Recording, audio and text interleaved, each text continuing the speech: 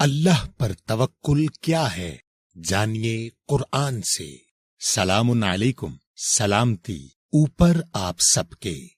بھائی، کیا سوچ رہے ہو؟ میں نے اکثر لوگوں کو یہ کہتے سنا ہے کہ ہم اللہ پر توکل کرتے ہیں، مگر ساتھ میں انہی لوگوں کو پریشان ہوتے ہوئے بھی دیکھا ہے۔ تو یہ اللہ پر توکل کیا ہے؟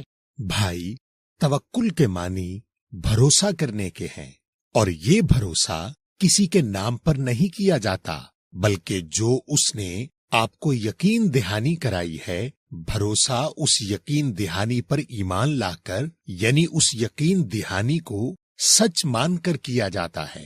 اسی طرح جب آپ کہتے ہیں کہ آپ اللہ پر توکل یا بھروسہ کرتے ہیں، تو آپ اللہ کے نام پر اندھا توکل نہیں کرتے، بلکہ آپ قرآن میں موجود مختلف معاملات میں اللہ کی آیات کے ذریعے اللہ کی یقین دہانیوں پر ایمان لاتے ہیں کہ جو اللہ نے آیات کے ذریعے کہا ہے اللہ ویسے ہی کرے گا۔ تو بھائی، توکل حاصل کرنے کے لیے پہلی چیز آیت پر ایمان ہے، اور آیت پر ایمان جب آتا ہے جب آپ کو آیت میں موجود اللہ کی یقین دہانی کا مکمل علم ہو۔ آپ سورہ نمبر 8 اور آیت نمبر 2 دیکھیں۔ انما المؤمنون الذین اذا ذکر اللہ وجلت قلوبهم واذا تلیت علیہم آیاتہ زادتہم ایمانا وعلی ربہم یتوکلون۔ بے شک مومن ہیں وہ لوگ جب ذکر کیا جاتا ہے اللہ کا نرم ہو جاتے ہیں ان کے دل، اور جب پڑھی جاتی ہے ان کے اوپر اس کی آیتیں تو بڑھ جاتا ہے ان کا ایمان، اور اوپر اپنے رب کے توکل کرتے ہیں۔ تو بھائی، اس آیت کے مطابق اللہ پر توکل حاصل کرنے کے 3 مرحلے ہیں۔ پہلا مرحلہ یہ کہ جو معاملہ آپ کو درپیش ہو، اس معاملے پر قرآن کی آیات کے اندر موجود اللہ کے حکم یا یقین دہانی کا آپ کو علم ہونا۔ دوسرا مرحلہ اس حکم پر ایمان لانا، اور ایمان لانے کے معنی یہ ہے کہ آپ آیات کے اندر موجود اس بات پر 100% یقین رکھیں کہ جو آیت میں لکھا ہے وہی ہوگا۔ تیسرا اس حکم پر توکل کرنا، یعنی اس معاملے میں موجود احکام پر عمل کرنا، اور اس عمل کا جو بھی نتیجہ آئے اس پر خوش اور ثابت قدم رہنا ہی اللہ پر توکل کرنا ہے۔ اور بھائی، اگر ہم اللہ پر توکل نہ کریں تو کیا ہوگا؟ بھائی، آپ کا توکل آپ کے حالات بدلے یا نہ بدلے، مگر آپ کی زندگی میں سکون لے آتا ہے، اور دنیا میں سکون دنیاوی جنت ہے۔ اور اگر آپ توکل نہ کریں تو آپ کی زندگی سے سکون چلا جاتا ہے، اور آپ کی پریشانی یا بے سکونی آپ کو دنیاوی عذاب میں لے جاتی ہے، اور یہ خود ساختہ عذاب ہے اللہ پر توکل نہ کرنے کی وجہ سے۔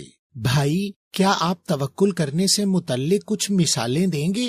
جی بھائی، ویسے تو توکل اللہ کی کہی ہوئی قرآن میں موجود ہر بات پر کرنا ہے، مگر ہم چند مثالیں لے لیتے ہیں۔ آپ پہلے سورہ نمبر 2 اور آیت نمبر 155 دیکھیں۔ وَلَنَبْلُوَنَّكُمْ بِشَيْءٍ مِّنَ الْخَوْفِ وَالْجُوعِ وَنَقْصٍ مِّنَ الْأَمْوَالِ وَالْأَنفُسِ وَالثَّمَرَاتِ وَبَشِّرِ الصَّابِرِينَ الَّذِينَ إِذَا أَصَابَتْهُمْ مُصِيبَةٌ قَالُوا إِنَّا لِلَّهِ وَإِنَّا إِلَيْهِ رَاجِعُونَ۔ اور یقیناً آزمائش کریں گے ہم تم سب کی، ساتھ کسی چیز کے، کسی خاص خوف سے، اور خاص بھوک اور نقصان، خاص مال سے، اور خاص نفس کے، اور خاص پھلوں یا نتیجے کے، اور بشارت دو خاص صبر کرنے والوں کو ان خاص لوگوں پر جب واقع ہوتی ہے کوئی مصیبت تو کہتے ہیں بے شک ہم اللہ کے لیے ہیں اور بے شک ہم اسی کی طرف رجوع کرنے والے ہیں۔ تو بھائی، اس آیت کے مطابق اللہ ہماری آزمائش کے لیے ہماری زندگی میں مختلف حالات پیدا کرتے ہیں، جیسے جان کا خوف، مال کا خوف، بھوک اور نقصانات ہمارے نفسوں کے یا ہماری محنت کے پھل نہ ملنے کے، اور ان حالات میں اللہ ان صبر کرنے والے لوگوں کے لیے خوشخبری دے رہے ہیں جو رجوع کرتے ہیں۔ اور رجوع کرنے سے مراد یہ ہے کہ اس معاملے پر قرآن میں موجود اللہ کے حکم کو جاننا، اور یہیں سے توکل کی شروعات ہوتی ہے۔ چلیں اب ہم پہلی آزمائش کے بارے میں دیکھتے ہیں۔ اب بتائیں، جب آپ بیمار ہوتے ہیں تو پہلا عمل آپ کیا کرتے ہیں؟ بھائی، ہم ڈاکٹر کے پاس جاتے ہیں۔ آپ ڈاکٹر کے پاس کیوں جاتے ہیں؟ کیونکہ ڈاکٹر کے علاج سے ہمیں شفا ملتی ہے۔ اچھا بھائی، جب ڈاکٹر جواب دے دیتا ہے پھر آپ کیا کرتے ہیں؟ بھائی، پھر ہم اللہ سے دعا کرتے ہیں۔ تو بھائی، اس کا مطلب یہ ہوا کہ اس بیماری سے شفا کے معاملے میں آپ کی زندگی میں اللہ کا نمبر دوسرا ہے۔ خیر، اب دیکھتے ہیں کہ اس معاملے میں آپ کا ایمان کیا ہونا چاہیے۔ آپ پہلے سورہ نمبر 26 اور آیت نمبر 80 دیکھیں کہ اللہ کے نبی حضرت ابراہیم نے آپ کے لیے اس معاملے میں ایمان کی کیا سنت چھوڑی ہے۔ وَإِذَا مَرِضْتُ فَهُوَ يَشْفِينِ، اور جب میں بیمار پڑتا ہوں پس وہی شفا بخشتا ہے۔ تو بھائی، ایمان اور توکل کا معیار یہ ہے کہ آپ یقین رکھیں کہ شفا صرف اللہ کے ہاتھ میں ہے، اور ڈاکٹر اللہ کا ایک ملائکہ یا وسیلہ ہے جو خود اللہ کے حکم کا محتاج ہے۔ تو آپ پہلے اللہ سے شفا مانگیں، اور آپ پہلے اللہ سے یہ دعا کریں کہ اللہ اس ڈاکٹر کو وسیلہ بنا دے اور اللہ آپ کو شفا دے۔ پھر اس علاج کے نتیجے میں جو بھی مشکل، پریشانی یا آسانی آئے، اس کو سورہ نمبر 2 کی آیت 155 میں دیے گئے اللہ کے حکم کے مطابق اللہ کی رضا سمجھ کر، اور یہ سمجھ کر کہ اللہ نے آپ کے حق میں جو بہتر ہے وہی کیا ہوگا، اور اس نتیجے کو ہنسی خوشی تسلیم کرنا ہی اللہ پر توکل کرنا ہے۔ اور اگر آپ اس نتیجے کو تسلیم نہ کریں اور اس پر روئیں یا پریشان ہوں تو یہ آپ کے ایمان کی کمزوری ہے، اور آپ نے توکل کو چھوڑ کر، ذہنی سکون چھوڑ کر اپنے لیے اس دنیا میں خود ہی عذاب تیار کر لیا ہے۔ اچھا بھائی، وہ جو ہم رزق کی کمی میں پریشان ہوتے ہیں یا غلط کام کرتے ہیں یا پھر پیسے جوڑ کر رکھتے ہیں اور اللہ کی راہ میں خرچ نہیں کرتے، کیا یہ بھی ایمان کی کمزوری یا اللہ پر توکل نہ کرنے کی علامت ہے؟ جی بالکل میرے بھائی، آپ کا رزق آپ کی تقدیر کا حصہ ہے، مگر یہ آپ کی وقتی آزمائش کا ذریعہ بھی ہو سکتا ہے۔ آپ پہلے یہ دیکھیں کہ اس معاملے میں آپ کا ایمان کیا ہونا چاہیے۔ آپ سورہ نمبر 34 اور آیت نمبر 39 دیکھیں۔ قُلْ إِنَّ رَبِّي يَبْسُطُ الرِّزْقَ لِمَنْ يَشَاءُ مِنْ عِبَادِهِ وَيَقْدِرُ لَهُ وَمَا أَنفَقْتُمْ مِنْ شَيْءٍ فَهُوَ يُخْلِفُهُ وَهُوَ خَيْرُ الرَّازِقِينَ، کہہ دو بے شک میرا رب کشادہ کر دیتا ہے خاص رزق جس کے لیے وہ چاہے، اپنے بندوں حکم پر عمل کرنے والوں میں سے، اور اندازن کر دیتا ہے اس کے لیے، اور جو تم خرچ کرتے ہو کسی چیز سے پس وہی اس کا بدل دیتا ہے، اور وہی بہتر خاص رزق دینے والا ہے۔ تو بھائی، آپ کا رزق آپ کی تقدیر کا حصہ ہے، اور آپ کا رزق اللہ کے ذمے ہے، مگر اس کو کمانے کا طریقہ آپ پر ہے، اور آپ کے اس عمل پر سزا اور جزا ہے۔ تو آپ اپنا کام محنت اور ایمانداری سے کیجئے، اور اس کے بعد جو بھی رزق آپ کو ملے اس میں اللہ کا بتایا ہوا حصہ اللہ کی راہ میں خرچ کریں اور اس پر خوش ہوں، اور یہی اللہ پر توکل ہے۔ اور اگر آپ نے اس کو تسلیم نہ کیا اور اس پر روئے یا پریشان ہوئے تو آپ رزق کی کمی کی صورت میں آئی اللہ کی آزمائش یا امتحان میں فیل ہو جائیں گے، اور آپ توکل کو چھوڑ کر اپنے لیے اس دنیا میں خود ہی عذاب تیار کر لیں گے۔ اچھا بھائی، وہ لوگ جو اولاد کی یا بیٹے کی خواہش کرتے ہیں، کیا وہ بھی توکل کی کمی ہے؟ بھائی، پہلے یہ دیکھتے ہیں کہ اس معاملے میں آپ کا ایمان کیا ہونا چاہیے۔ آپ سورہ نمبر 42 کی آیت 49 اور 50 دیکھیں.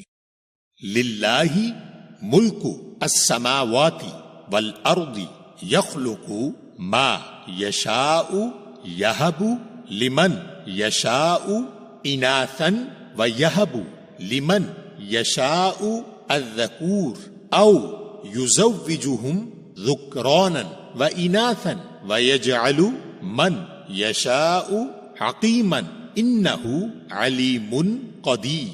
اللہ کے لیے ملکیت ہے آسمانوں اور زمین میں، پیدا کرتا ہے جو چاہتا ہے، عطا کرتا ہے جس کے لیے چاہتا ہے، مؤنث اور عطا کرتا ہے جس کے لیے چاہتا ہے، خاص مذکر یا جوڑا کر دیتا ہے، مذکر اور مؤنث اور بنا دیتا ہے جسے چاہتا ہے، پیدا نہ کرنے والا، بے شک وہ جاننے والا، اندازے والا ہے.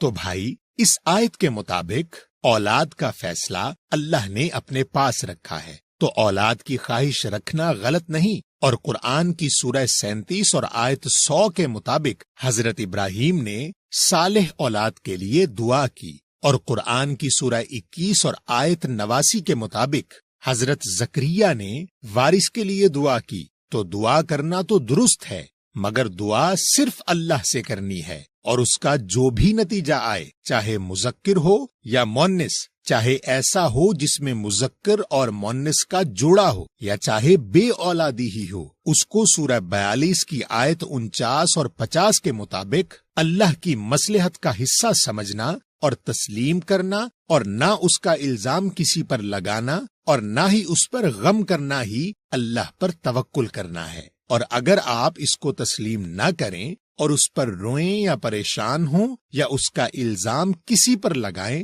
تو آپ اولاد کی صورت میں آئی اللہ کی آزمائش یا امتحان میں فیل ہو جائیں گے، اور آپ توکل چھوڑ کر اپنے لیے اس دنیا میں خود ہی عذاب تیار کر لیں گے.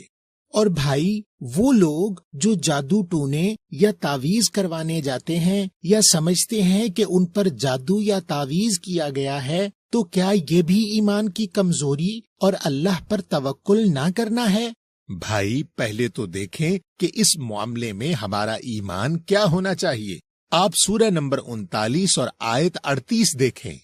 وَلَئِن سَأَلْتَهُمْ مَنْ خَلَقَ السَّمَاوَاتِ وَالْأَرْضَ لَيَقُولُنَّ اللَّهُ قُلْ أَفَرَأَيْتُمْ مَا تَدْعُونَ مِن دُونِ اللَّهِ إِنْ أَرَادَنِيَ اللَّهُ بِضُرٍّ هَلْ هُنَّ كَاشِفَاتُ ضُرِّهِ أَوْ أَرَادَنِي بِرَحْمَةٍ هَلْ هُنَّ مُمْسِكَاتُ رَحْمَتِهِ قُلْ حَسْبِيَ اللَّهُ عَلَيْهِ یتوکل المتوکلون. اور اگر تم ان سے سوال کرو کس نے پیدا کیا خاص آسمانوں اور خاص زمین کو، یقیناً وہ کہیں گے اللہ نے. کہہ دو بھلا دیکھو تو صحیح، جنہیں تم پکارتے ہو اللہ کے سوا، اگر مجھ پر ارادہ کرے اللہ ساتھ تکلیف کے، تو کیا وہ دور کر سکتے ہیں اس کی تکلیف کو؟ یا مجھ پر ارادہ کرے ساتھ رحمت کے، تو کیا وہ روک سکتے ہیں اس کی رحمت کو؟ کہہ دو حساب کرتا ہے میرا اللہ، اس کے اوپر توکل کرتے ہیں توکل کرنے والے. تو بھائی آج کے دور میں دو طرح کے لوگ خود کو ساحر یا جادوگر کہتے ہیں. ایک وہ جو دنیا بھر میں جادو کے پروگرام کرتے ہیں، اور وہ لوگ خود اس جادو کو نظر کا دھوکہ کہتے ہیں. اور دوسرے وہ لوگ ہیں جو تنگ جھونپڑیوں میں بیٹھتے ہیں اور دعویٰ کرتے ہیں کہ وہ لوگوں کی زندگی پر اثر انداز ہوتے ہیں جادو یا تعویذ کے ذریعے. تو بھائی جو لوگ اپنی خود کی زندگی نہیں بدل سکتے، وہ خود ساختہ ساحر یا جادوگر کیا لوگوں کو کوئی نقصان پہنچا سکتے ہیں؟ اور اگر آپ کا سورہ 39 کی آیت 38 پر ایمان ہے، تو نہ ہی آپ ان لوگوں کے بہکاوے میں آئیں گے اور نہ ہی اللہ کی طرف سے آئی آزمائش کو لوگوں کی طرف سے جادو سمجھیں گے. اور یہی اس معاملے میں اللہ پر توکل ہے۔ اور اگر آپ اس آزمائش کو تسلیم نہ کریں اور اس کو جادو یا تعویذ سمجھ کر پریشان ہوئے تو آپ نے توکل چھوڑ کر اپنے لیے اس دنیا میں خود ہی عذاب تیار کر لیا۔ اب آخر میں آپ قرآن کی سورہ نمبر 13 اور آیت نمبر 28 دیکھیں۔ الذین آمنوا وتطمئن قلوبهم بذکر اللہ الا بذکر اللہ تطمئن القلوب، جو لوگ ایمان لائے اور اطمینان پاتے ہیں ان کے دل ساتھ ذکر یا یاد دہانی اللہ کی، تو کیا نہیں ساتھ ذکر یاد دہانی اللہ کی اطمینان پاتے ہیں خاص دل۔ تو میرے بھائی، اس آیت میں اللہ آپ سے تصدیقاً پوچھ بھی رہے ہیں اور اللہ آپ کو بتا بھی رہے ہیں کہ دلوں کو سکون کسی بھی معاملے پر قرآن میں موجود اللہ کے ذکر یا نصیحت یا یاد دہانی سے آتا ہے۔